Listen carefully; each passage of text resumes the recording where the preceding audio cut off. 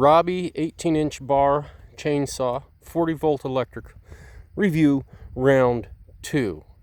My other review is a full review between a Stihl gas and a Ryobi electric. Here it is, folks.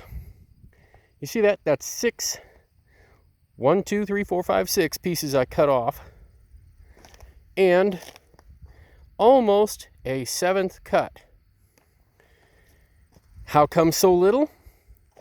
Because of the damn chainsaw, the batteries aren't worth a poop.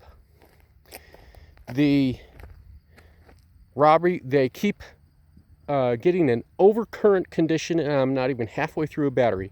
That's on both the 4-volt and the 4 amp hour and the 5 amp hour 40-volt batteries. Garbage.